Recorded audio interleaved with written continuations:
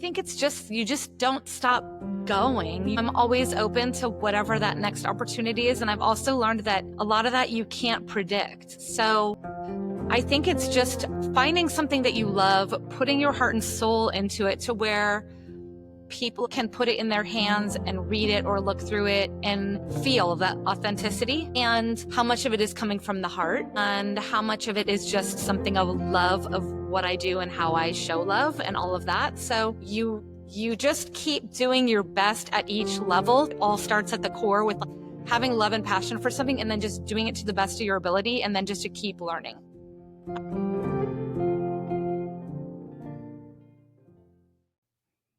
Hi, everyone, and welcome back to Hospitality Bites. I am your host, self-proclaimed hospitality hustler, mompreneur, and founder of Hospitality Bites Media. If you're new to the show, I take pride in highlighting individuals from all aspects of the industry with the goal of humanizing hospitality. My guests have included restaurateurs, bartenders, consultants, seasoned veterans, mental health advocates, chefs, as well as cookbook authors, which happens to be two of the titles held by today's guest, Aly Romero. Aly is joining us from Texas. She's a private chef, an ambassador for brands such as Traeger Grills and Allen Brothers Meats, a media personality featured on Food Network's Great Food Truck, Good Morning America, and a volunteer for No Kid Hungry and World Central Kitchen. The author of the cookbook Gas Fire Heat, where she blends her love for feeding others, global cuisine, and the allure of the grill into a go-to essential grilling cookbook for the summer. And she also proudly holds the title of mom to her 3 children. Aly, thank you for joining me. Thank you so much. Thanks for having me. Oh, it's a pleasure. I was so excited when your publisher reached out because I happen to have Aly's cookbook here, and we have all of our little tags of what we're cooking this summer. So I'm really excited. Love it. So let's kind of just jump right into it. How did you find yourself in the culinary space? The culinary space really came to me as kind of a second chapter in my life. So after having our kids, and my dad used to come visit from New Zealand. So he would come and stay for a few months at a time, and he would get up in the morning and ask what's for dinner. And it was just kind of this crazy, like, I just need some more coffee before we can even talk about this. But it became something that really became ingrained in me as a young adult, as someone who was just married and now with a family of my own and wanting to feed them well and eat well and have a meal together at the end of the evening. So I decided to go to culinary school a couple of years after I lost him. So I lost him in 2013. And so this was about 2016. I decided to go to culinary school when our kids were in school full time, so I could kind of escape through the hours of 7:30 to 2:30. And that's about the time that I started my food blog website and just kind of started like putting it out to the universe to kind of see what would happen and where it would go. And then it just kind of took this organic, like natural pattern of just sharing and cooking and then different things kind of coming my way. So it was an amazing experience. And now I've loved it as kind of my second chapter in my life as far as kind of where it's gone. I love that you decided to take, so as anyone's listening that may not be a mom or a stay-at-home parent, it may sound like a lot of time between 7:30 and 2, but the things that you accomplish in that amount of time, caring for the house, getting appointments taken care of, someone's sick, your primary caregiver, to find time to carve out for yourself to go to school, I commend you, because it's really hard. It's a 24-hour job, and then you have the weight of the world on your shoulders. So for you to go back to culinary school and take something like a love of cooking that your dad brought to you and making meals with him to a new career is wonderful. I think people need to hear that life doesn't end when you're a parent, or life doesn't end at 30, life doesn't end at 40 or 50 or whatever it is. You can always learn more. That's the best thing about, I think, our industry, that food's always evolving and people need food and there's a passion for it. So I think it's great. I love that you were a seasoned mom at that time too, because your kids are now well into their late teens. Yes, actually, our daughter is out of school. She graduated in December, and then we have a son who's going into his sophomore year of college, and then going into his sophomore year of high school. So we're still in it, but it was a little tougher when they were little, just because my husband travels for work also. And so, yeah, like you were saying, it really just became something of being a mom is, I believe, I mean, I've experienced it, is such a hard job because you have so many demands kind of pulling on you at the same time, especially when they're little, but just kind of finding the time to still identify with like, who am I still? I mean, yes, mom is the greatest gift in the whole world, but what else can you do to kind of, keep yourself happy and fulfilled and whatever that looks like. And so for me, that was cooking. That's wonderful. Was it something that your dad may have said that inspired you to pursue the writing for the blog? How did you get into the blogging of your culinary journey? So that really just came about because I've always just kind of been one of those people that I always want to keep learning and growing. I feel like no matter what you know, you can always learn more or Mhm. you can always learn different ways of doing things. There's no like 100% way of like, this is the only way to do something, especially with something as creative as cooking. So there's always more to learn or be inspired by. So for me, it really was, I wanted to just like I said, put it out to the universe. It was just kind of like a sharing is caring. I mean, Mhm. goofy, right? But I'm not a person who like keeps a recipe to myself and won't tell anybody. You know, I have come across that Right. and I'm the polar opposite. I'm like, if I learn something cool or I taste a delicious dish, like I want to come home and recreate it. And I want to tell everyone, oh my gosh, you have to make this. This is like one of the best things I've ever had. And I want other people to experience that because for me, that's just like a joy of life. I agree. I think food's the best thing on the planet. It truly brings people together. It's a universal love language. I say it Yeah. over and over again. I'm sure my Right. husband and family are sick of me saying that, but it is so true. Mhm. It's just like you said, being able to share that with other people and then recreate it. I love that. So do you dine out and then come home and recreate meals? I love that. I actually find a lot of my inspiration dining out, and it could be in the most, I don't go out with that mission, but it sometimes, like, we went out to an Italian restaurant the other night in Dallas that I had never been to before. And the food was all homemade and from scratch. And I think there were like, 15 or 20 tables in the restaurant. And you could just, I mean, I feel like you can taste the difference. Like, you can taste the difference when love and time and effort goes into a dish instead of just like, oh, let's just, get it out there. So, Mhm. it was incredible. So those, I wasn't going to dinner with friends thinking, okay, I'm going to come home and I'm going to, but at the same time, I was like trying to figure out as I was eating the dish, like, okay, what's in this? Sometimes I'll ask like the server, I'll say like, okay, is this mascarpone? He's like, no, that's pasta water and pecorino. Just there's things sometimes along the way where I'm trying to like kind of get little helpful hints. But yeah, I love to come home and recreate things because I think that's a lot of fun. And you never know Mhm. exactly how close you can get, but if you can replicate that and have something in your own home that tastes restaurant quality like that, that's an amazing thing, right? It's funny. There's just one dish I've been trying to recreate for probably 7 years. It was from a small pub in Charleston, and they made curry fries. Everyone on the planet knows that it's my favorite treat in the world. Anyone that serves it, I will get it. But there's this one place in Charleston that served it, and I've been trying to recreate it for 7 years. I still don't know exactly what they did to it. I've done every variation of curry that I could think of, but something about it was so incredible that it's probably I will never be able to meet what it tastes like. Also, because when you dine in a restaurant, I think it also gives it a different Right. taste. You feel a little different when you're enjoying a meal made by someone else. Right. Um, so That's I love being that. Yeah, someone else. yeah. Oh my gosh, because for you, you've never actually worked in a restaurant. However, you're a private chef, so you're cooking in people's kitchens. Yes. So you're bringing a dining experience from a restaurant into their homes. Exactly. So we had a simulated restaurant experience class that I took in culinary school where, you're working on the line and you're either, you're doing sauces or you're doing the plating or you're doing the searing or whatever. So we did have a number of classes that were like that where it was kind of, and then we served the staff and the students at the school.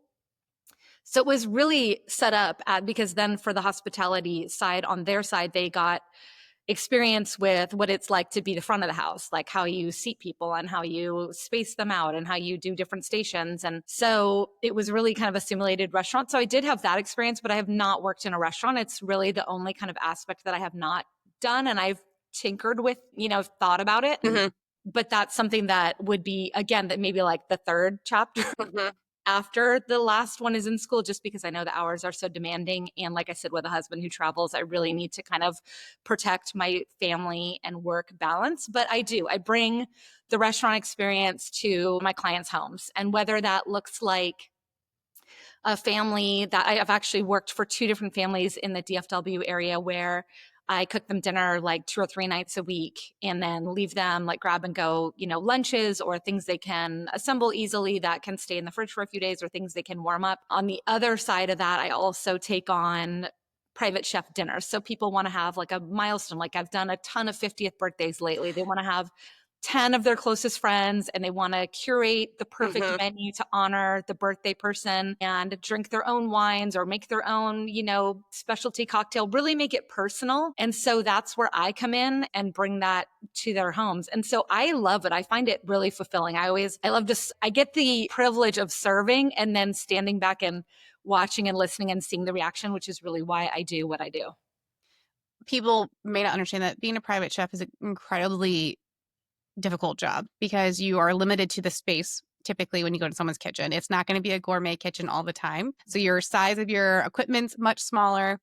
Like you said, it could be 10 people, it could be 20 people, depending on what they're looking, or a small family. Right. And then you have to bring in your own ingredients and make sure there's storage for that. It really is a very long process to make a meal for someone, like for an event or for their when you Yes. do you do their personal shopping, or do they give you the laundry list of, hey, this is what I'd like to have? What can you make of it? Or do you create for them? So for the two different scenarios, for the families that I was cooking for as a private chef, on a regular basis, I would do all the shopping for the family. And that included even things that they needed, like replenishing the fresh fruits or Mhm. the ingredients to make the smoothies for the next couple days or whatever. For the events that I do for singular milestone celebrations, that's more like you said, it starts like 2 or 3 days in advance because typically I have to go to a number of different stores and then the menu has been decided and then it's up to me. Okay, make your grocery list, figure out where you're stopping, what you're doing. And then it's the sauces, the marinades, could be a dessert, could be, anything else that can be done ahead of Mhm. time. So really by the time I show up, I would say like 90% of the work is actually already done. And at that point, because that's the only way for me as like a one woman show to kind of make it a seamless restaurant experience, is they can't be, I'm not showing up with like bags of groceries, like, okay, let's get started. Mhm. The work has been going on at least 2 days in advance to show up and have it run seamlessly like it does. Right, because in a restaurant you have your head chef, your sous, and then you have people working on the pass. So for you, you are all three cooking, plating, and making sure that it's perfect before it goes out the door or to the table.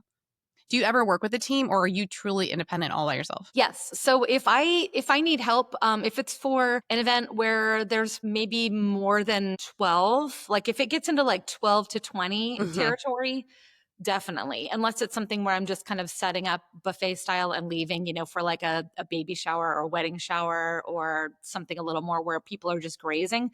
But if it's a sit down dinner, because like you mentioned, there's so many different serving aspects that go into it. And then it's also, I'm super clean and neat while I cook because I can't have chaos everywhere. So it's making sure that when things are cleaned or as I'm cooking, like things are getting loaded into the dishwasher. So really it's like it's the whole process. It's everything. So when I need help, I bring in an assistant for sure. I mean, you just said it. People in the kitchen, it's not always pristine looking. So for you, you're in someone's home.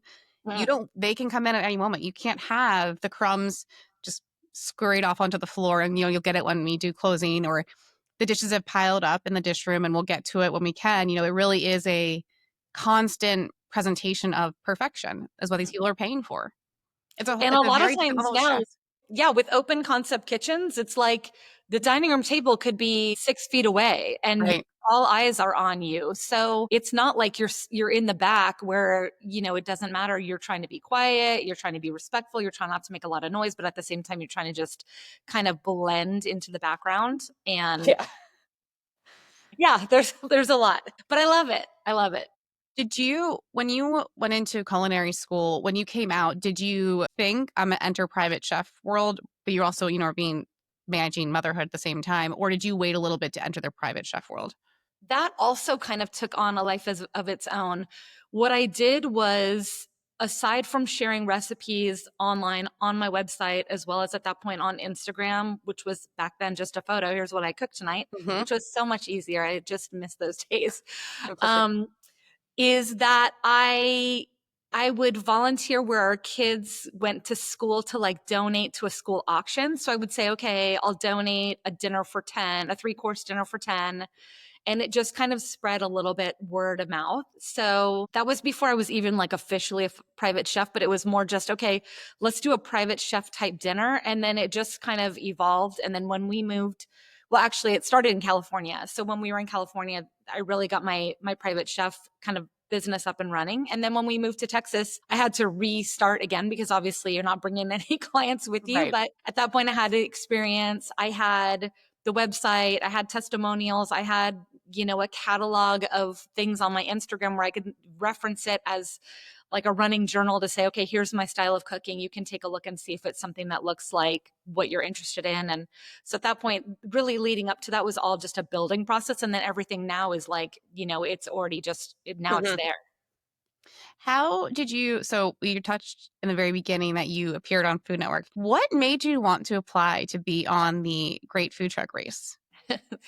That was a great story. So there were a few things that happened. So once I started the website in about 2016, 2017, around 2018, 2019, I did a feature in the You on the Chew recipe showdown, and I didn't appear live, but it was like send in photos and videos and a recipe, and you're gonna go head to head with another chew back on when the chew was on ABC viewer. And so that was so fun. And it was so funny because TV sometimes is so, I've learned, I don't know if all TV is this way, but many TV experiences seem to be very last minute somehow. But anyway, I remember driving to pick up my kids from school at like 2:30, and they're like, okay, we need this by midnight. And it was February, and the sun was setting at 4 or 4:30 p.m. or whatever. And so that segment, I had like my husband videoing, one kid on a ladder with like a light on me because it was pitch black outside, me saying, I'm going to take you down on the chew, these things. And so that was the first experience that led into Good Morning America. And then we did a couples cook off with an Aisha Curry segment to promote her new show, Family Food Fight, when that was Mhm. on this pre-COVID. And then that led into Great Food Truck Race. So I had heard that they were auditioning people. So I followed Tyler Florence on social media, and I knew that they were getting ready to do the casting. And so again, this is pre-COVID. So I got my team together. We did the casting. We did a ton of Skype interviews with all these different producers. And this was February, I don't know, end of February Mhm. 2020. So enough said, right? So we were just Yeah. waiting to find out like where and when. And the producer called and said, like, basically, don't call us, we'll call you. We have no idea when, where, how this is going to pick up, but we'll figure it out. So about, fast forward to October. And that's when they called and said, we're casting for 2 seasons. Do you want to go somewhere warm or somewhere cold? And I'm like, ooh, definitely we need to go somewhere warm. And they're like, awesome. We're going to send you to Alaska in October. So Incredible. it was an experience of a lifetime. I mean, it's one of the greatest. I'm so grateful for the opportunity. The challenges of cooking there were way worse than anything I've experienced as just a private chef, with heat and not 60-mile-an-hour winds blowing in my face and blowing aluminum foil all over the truck. And it was an incredible experience. I'll never forget it. We got to chat briefly before this, and I was telling Allie that my bucket list is go with my husband is go to Alaska because you just hear that the air truly feels different breathing out there, and just you can't describe what it looks like when you're in some Yeah. of these elements, and to experience that cooking, and especially with food that you may not have readily had available depending where you are in the country. Like seafood's very different out there. We say we have Alaskan seafood, here on the East Coast. That's not necessarily true. You're getting fresh, real seafood out of the Alaskan waters. I'm sure that it was probably remarkable just to be able to see that, touch that, and enjoy that. It Just was. Yeah, we actually had to get our hunting and fishing license because we went one day for one of the segments out. We passed like the deadliest catch, and I thank goodness somebody had bromine or whatever it is for, not bromine, that's what you put in your pool. What's it called? The non Dramamine. but it was like the non-drowsy version. Oh. Anyway, it's like Dramamine, right? Non-drowsy. So I was like, please give me this. Like the adrenaline, I'm sure will keep me awake. But at the same time, there's no way. I'm like, the last thing I want to be doing is like throwing up on national television. So it was crazy. Right. But we went out, we caught salmon right, out of the water, and then cooked it for a competition. I mean, it was incredible. But I think going back to what you were saying about the ingredients being hard to find, we were the meatball mamas, and our chicken parm meatballs were like our staple, right? Mhm. Well, guess what? Ground chicken is not in every grocery store. I know that the cost of food in Alaska is incredibly high. They don't have chicken farms. I live on the Eastern Shore here in Maryland. We have chicken farms every few minutes. But definitely being in the restaurant industry and being around food, I've learned to appreciate what ingredients are and what real, natural, organic ingredients are, not because someone put a label on it saying it's organic. Yep. And providing meals for my family, I take a lot of pride in it. I know that you take a lot of pride in providing for others. And in your cookbook, which I have right here, it's called Gas Fire Heat. You talk a little bit about your background. Your is very diverse where you come from. You said you were in California. Why don't you kind of explain actually where you're from and what inspired you to include some of these recipes in your cookbook? Okay, yeah. So I was born in New Zealand and my mom was from the US. My dad was from New Zealand. His whole side of the family was from New Zealand. So I was born in New Zealand and then ended up like in Marin County area after they separated. So I was in Marin, which is the San Francisco Bay Area. And then after that, my mom and I moved to Hawaii. So before that, actually, she took me on what she called like a trip around the world. I think I was 6 months old. I know I had my fifth birthday in South Africa. I mean, we went to India, we were in Sri Lanka, I mean, I wish I could remember. We were on a safari, and I remember she was worried about us getting trampled by elephants, and my dad was not happy about it. And I was like, had no idea, like, what was going on. But so she loved to travel. I always take that as such a gift from my mom, just her love of travel and kind of getting out and seeing the world and experiencing different cultures and different foods and different, ways of life. And so we were in Hawaii from when I was like 5 years old to 12 years old. And then we moved back to Northern California. So then we were in Sonoma County, which is like wine country area, still like about, you know, 45 minutes from San Francisco Bay Area. And then I went to college in San Diego and then came back to the Bay Area, met my husband. We've been married since 2000. And then 3.5 years ago, we moved here to the Dallas Fort Worth area.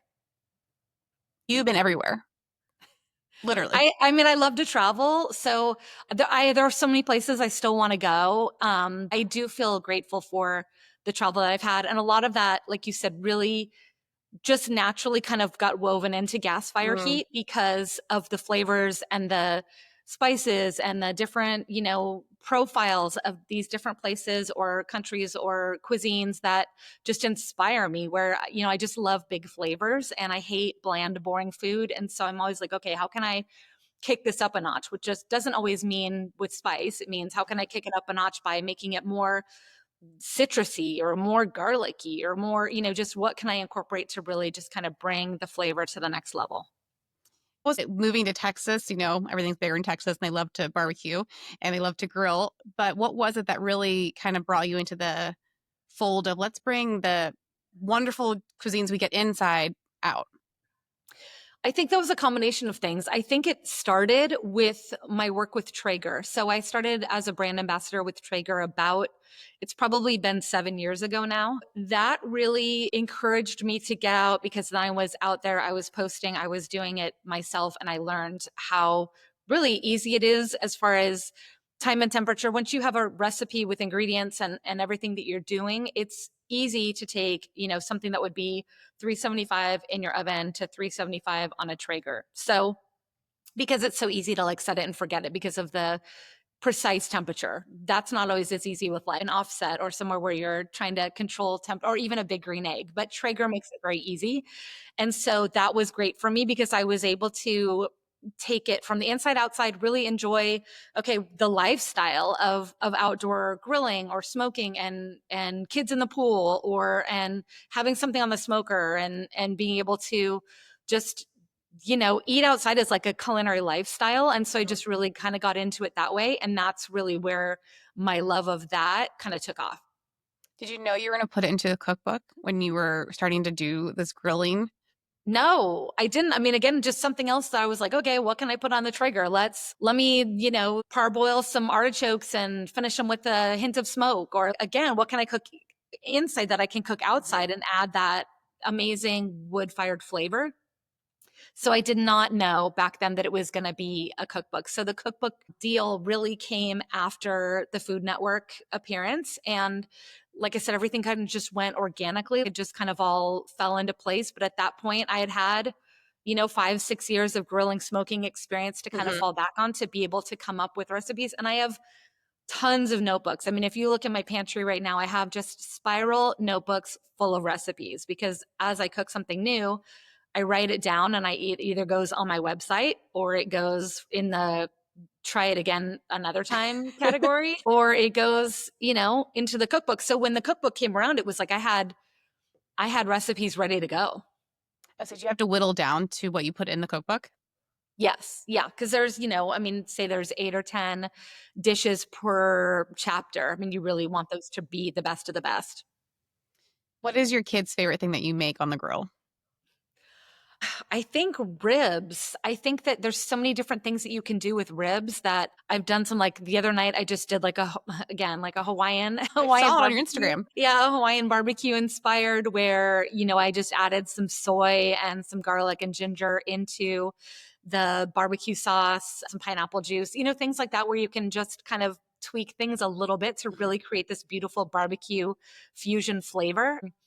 They also love things like chicken teriyaki skewers. There's so many options of what you can do, but those are probably their favorites.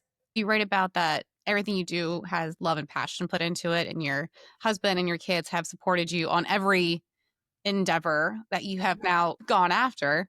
But I think Mm, it's just so incredible that you truly have taken your love for something and your love for your family to create content for others that probably want to do the same thing. It's just there's a lot of fear in creating your own content when you start out. And then you put it into a book and it's, it's there forever. The internet's there forever. But this cookbook, I think, is such a lovely tribute to them because like I said, we got to chat beforehand. My husband and I already started going through it and, putting things together, marking what we wanted to make.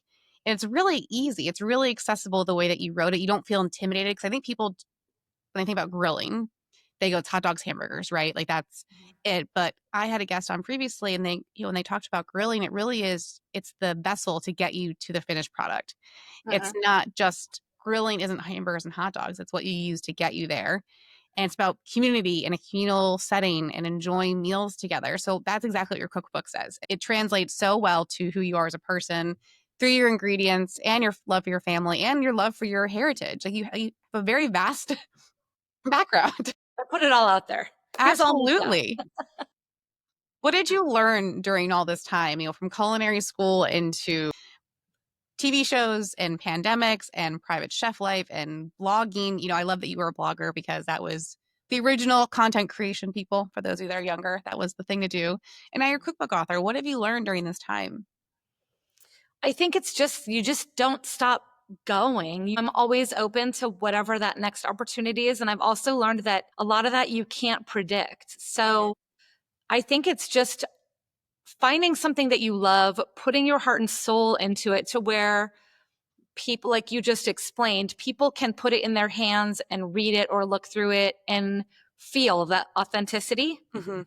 and how much of it is coming from the heart and how much of it is just something of love of what I do and how I show love and all of that. So along the way, and then there's different opportunities that have come about that I never, that I didn't imagine. I didn't know for sure I was going to be writing a cookbook. I didn't say, okay, I'm going to write a cookbook. I mean, that's you just keep doing your best at each level to then hopefully have somebody say, okay, let's call Aly for this. Or what if let's find a local chef, who can provide this. And sometimes different doors open that you couldn't even imagine. But I think it all starts at the core with like having love and passion for something and then just doing it to the best of your ability and then just to keep learning. I love that. I think it's so important people to have someone to look up to that, they can see themselves in. Also love that you wrote a cookbook about grilling because there's very few women that have a platform that they explicitly love to grill. There's obviously shows now that have grilling competitions and things like that, but I definitely believe that there's a association with grilling with men. Father's Day, there's always grills on sale and spices and things like that. But Yeah. you know, back in the day, let's go back thousands of years ago, Right. women were making Yeah. food for their families in their caves around a fire, right? It truly is a thing that goes back eons and I think people are intimidated by it. I think the whole thought of having to monitor temperature with an open flame is nerve-wracking and there's just association that men are going to do it, but women are more than capable of being at a grill too and firing up and doing Completely. stuff. Completely. And I agree. There still needs to be more female presence out there, which is the great thing about gas fire heat and kind of saying, okay, I'm going to insert myself into this, primarily male dominated area and show that anybody can do it. Anybody can get out there and grill or use a smoker, and either instant read meat thermometer or some sort of a temperature gauge on your grill or smoker obviously helps a lot. And you know what? You can screw up and it's okay. Like it's you learn, and also those things you can't control. Maybe your grill has like a hot spot and you went Right. in to put a dirty dish and all of a sudden, you had a piece of chicken catch on fire in the 2 minutes you were gone. Not saying this has happened, but of course this has happened. So, I'm speaking from personal experience. It's okay. It's like you learn things and then you go, oh, okay, well, if I'm going to go inside, maybe I step away and I either turn it way down or I move it to one side that doesn't have a flame going at the moment to do more of an indirect heat while I'm away. And it's a learning process, but it's nothing that anybody can't manage. Now the other side of that, which I also kind of fall victim to sometimes, and I think we might have touched on this when you and I spoke the last time, was that there is a piece of it that is like, if my husband is like, I'm going to go grill and I've got like 5 sides to make inside, I'm like, go for it. Mm-hmm. Because sometimes having the extra help of having a partner or somebody else go do the grilling or smoking when you've got enough going on inside or you're entertaining or whatever, it does make it easier. But there's no reason that both people can't do it. It's not a question of like ability. Everybody can do it.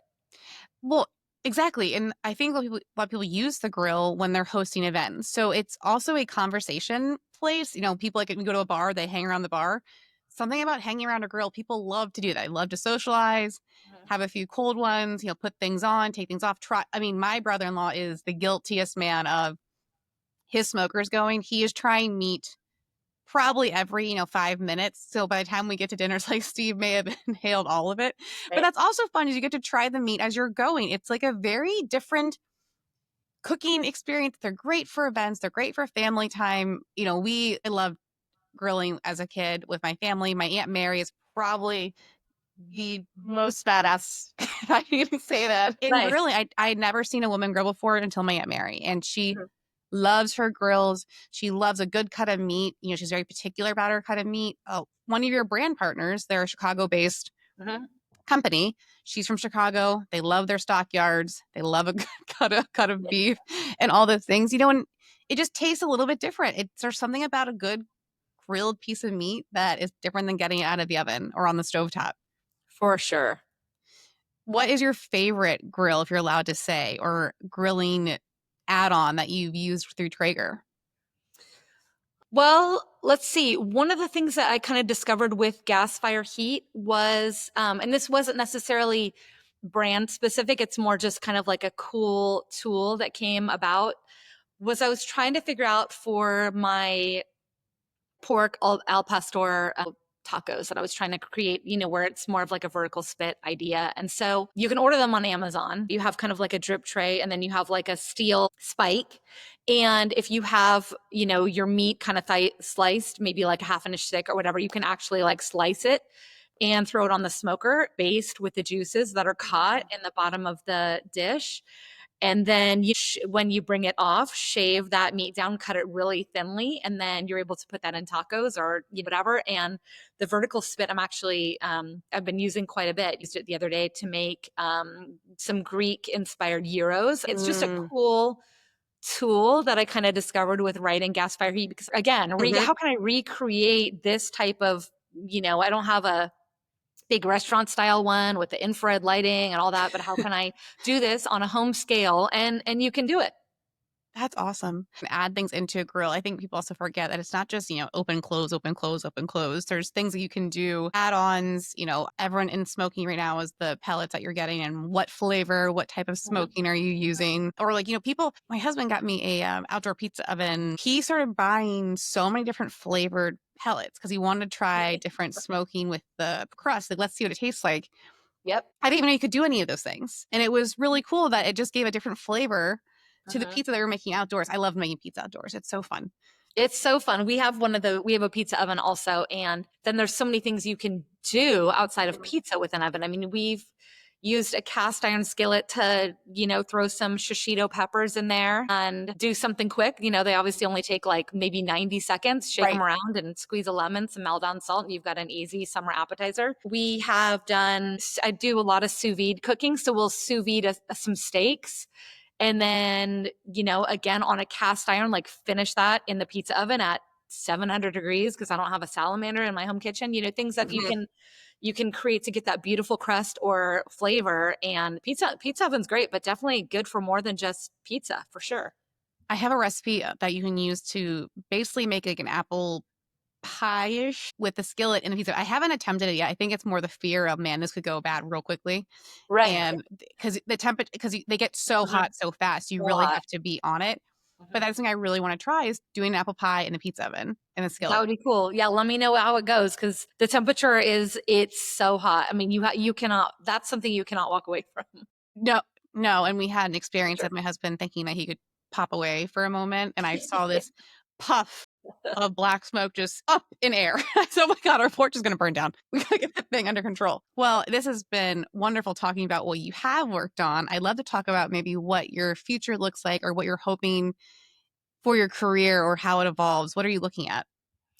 I would love to do another culinary competition show. So I would love to do something kind of in the barbecue smoking world. So I'm always kind of keeping my eyes and ears like open for that just because I love to compete and I want to be female presence and I want to be like a story of the second chapter kind of a thing. Mom, like you can Mhm. go out and what's stopping you? You can still kind of find your own identity and succeed and have your kids watch you do it, which is fun. And I'm working on cookbook number 2. So cookbook number 2 is in the works. The manuscript is actually happening as we speak, and that will publish in fall of 26.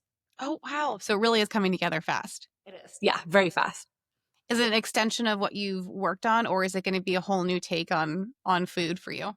It's gonna lean a lot more into what I kind of touched on with gas fire heat in those different flavor profiles of kind of a barbecue fusion.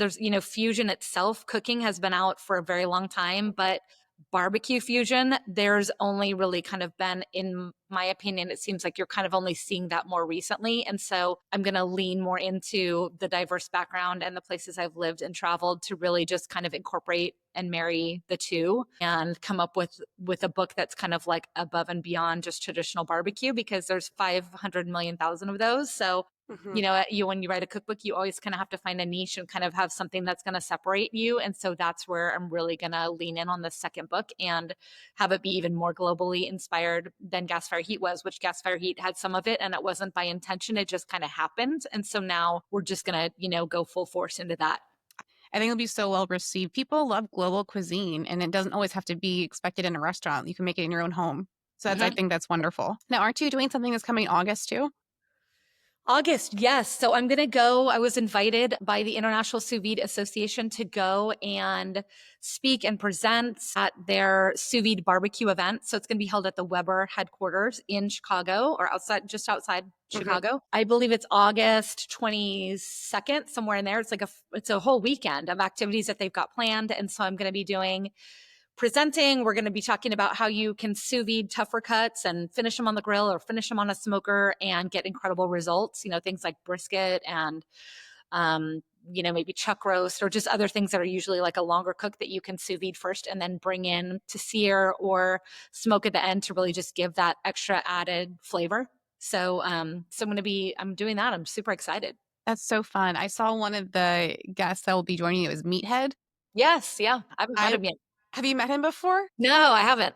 I've never met him, but I had a guest on 2 years ago, and she was his publisher, and she told me kind of the story of how Meathead the cookbook came to be. And I was like, what an incredible name. Let's just go for it. Go all in, call myself Meathead. Right. And so I saw that he's going to be there with you. So that'll be so fun. I'm so happy for you that, your cookbook came out a year ago and now you have another one coming out in a few, less than a year. I guess you said fall of 2026. Yeah, yeah. It's like having a baby, right? Like you feel like, okay, because it's such a labor of love and it is a 2-year full-time process. But you kind of think, okay, I'll take a little break and kind of like forget like how much work and like literally blood, sweat, and tears that goes into it. And then this one will be back to back. The last one published in 2024. This one publishes in 2026. So it's, I mean, it was like literally 2 years back to back, boom, boom.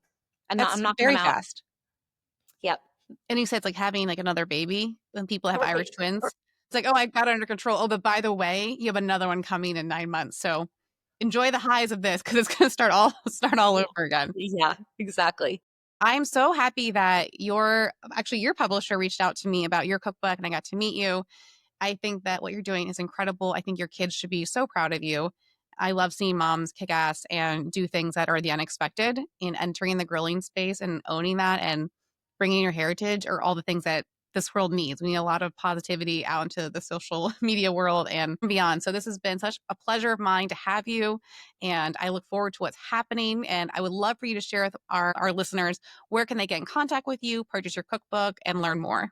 Yeah, great. So I am on Instagram, which is my name, Aly Romero. And I have my website, which is alyromero.com. And the book is online anywhere books are sold. So this is what it looks like. And I'm also on Facebook. I have an Aly Romero private chef account. I mean, you can Google and probably find me in a number of different places, but those are the highlights.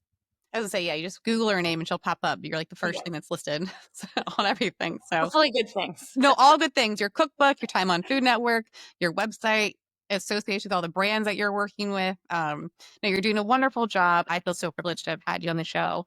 I want to thank everyone for listening. Be sure to follow all things Hospitality Bites through hospitalitybites.com or connect with me on anything social media. And please follow my friends at Walk and Talk Show for their incredible content, including where this podcast is now housed. Please be kind to one another and most importantly, be kind to yourself.